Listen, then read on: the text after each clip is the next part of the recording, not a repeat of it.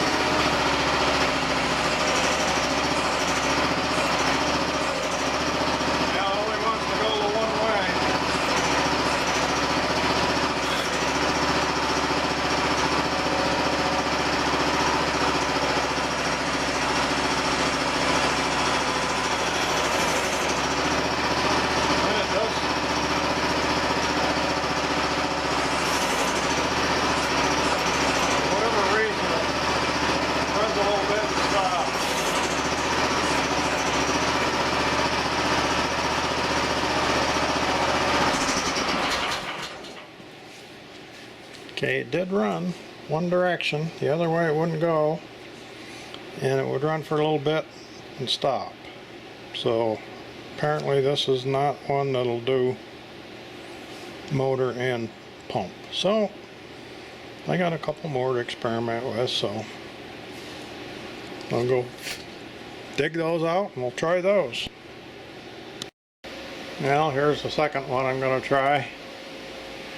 She looks pretty rough, but turns really nice. This one's all iron. So I got to get these connectors off of there. Hopefully they're something normal that I can adapt to my hoses. We'll know in a little bit.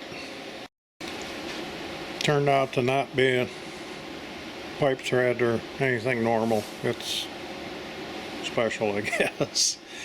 So I don't know if it's going to work. I really don't want to destroy this because, you know, maybe able to use it for a pump someday if it doesn't work for motor.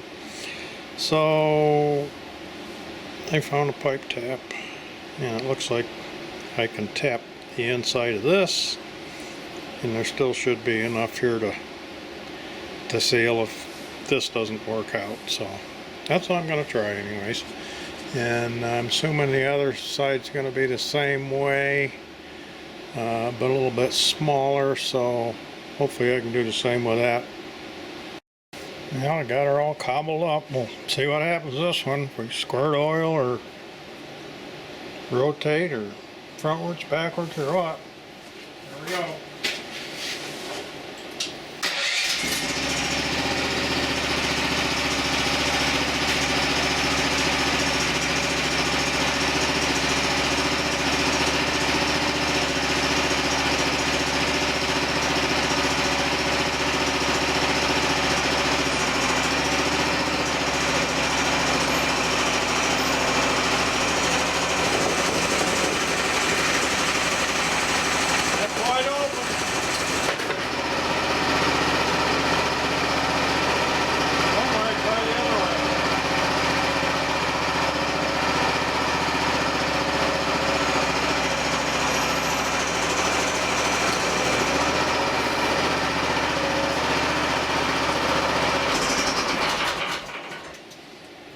Looks like we got a winner.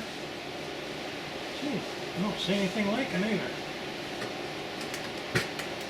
This pulley's all broke up, that's why it was vibrating. Oh yeah, that don't turn.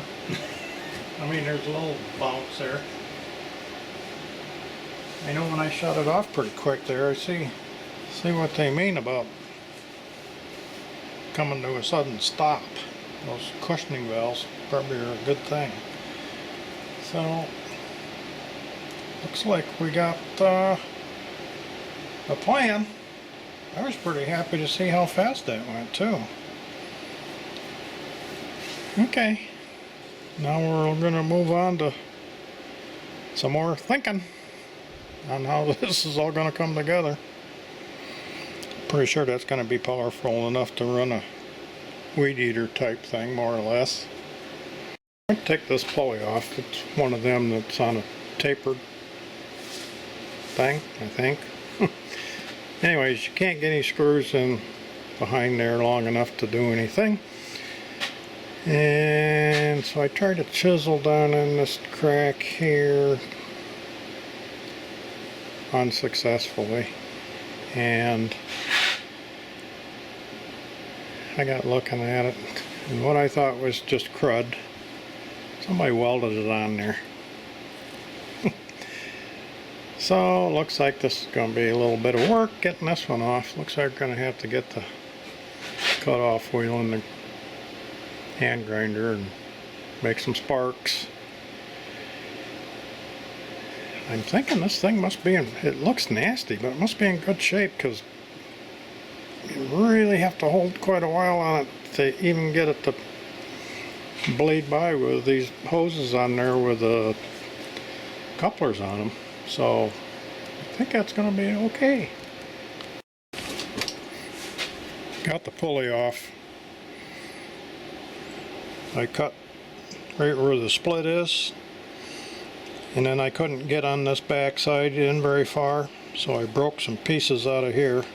Just took vice grips and squeezed it because I didn't want to torque on the shaft, and I got through that far, and then I just took a chisel and drove right in there. I seen it moving, it slid right off. Shaft's nice and shiny, keyway's all in good shape, so I want to play with it some more. So I'm going to start it up and run it a little bit.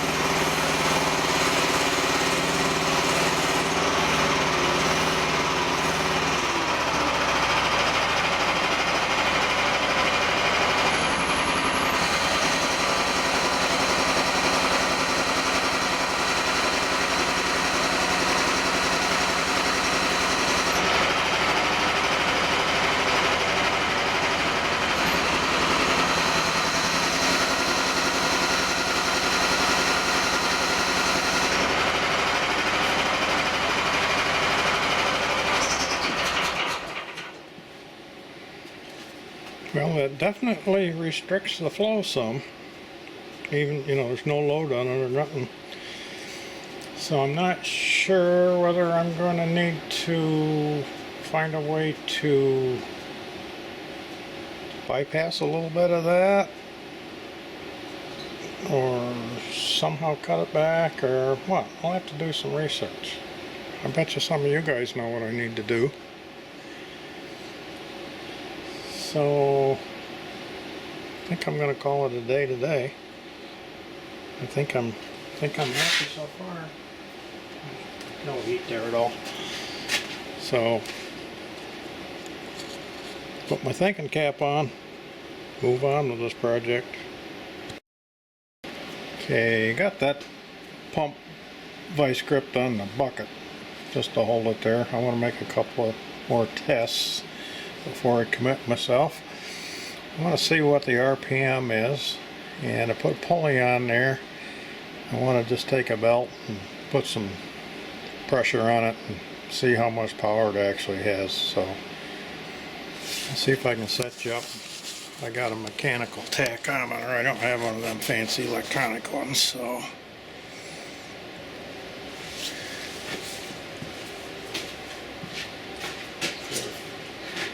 get fired up.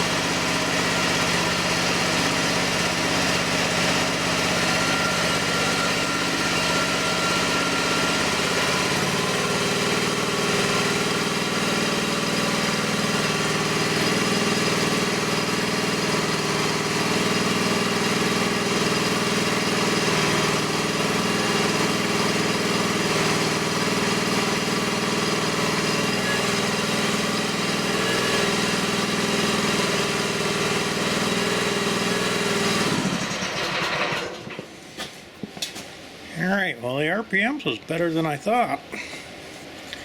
So I'll get you up on the tripod and we'll put a belt on her, see how much power she's got.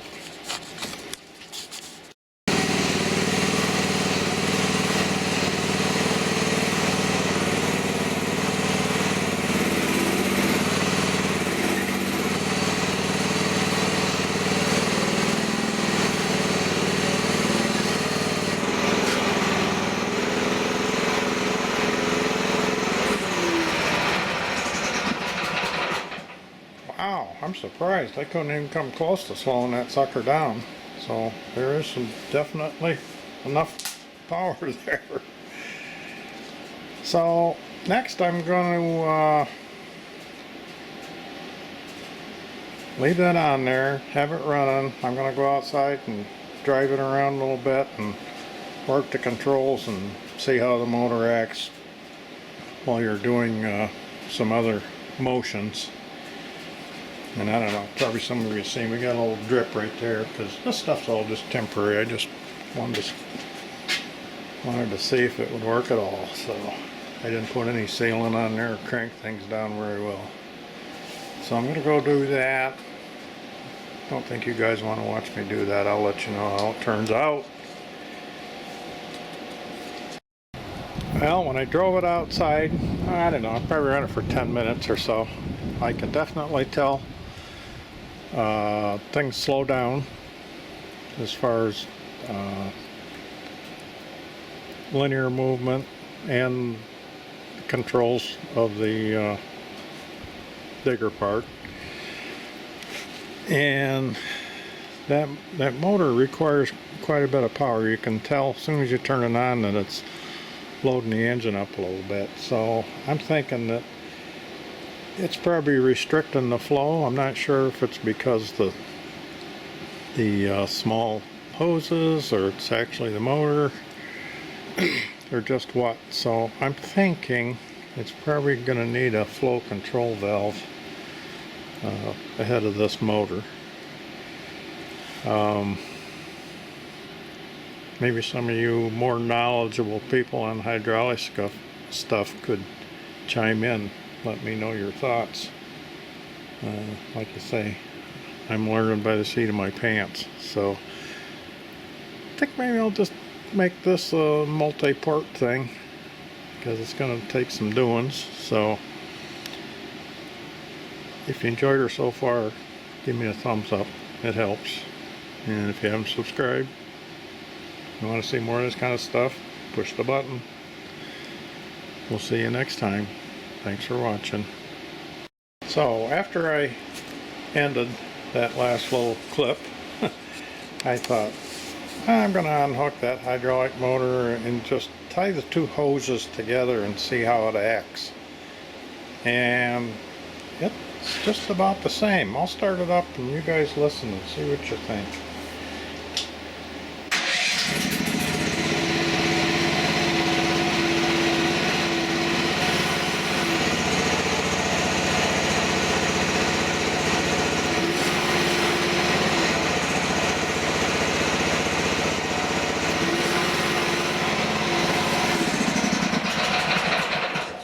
There, you can hear the engine loading up just about the same as when the motor is on there. So I don't think a flow control valve is going to help me any, because the same amount of fluid's going to be going through. It'll just control the amount that goes to the motor.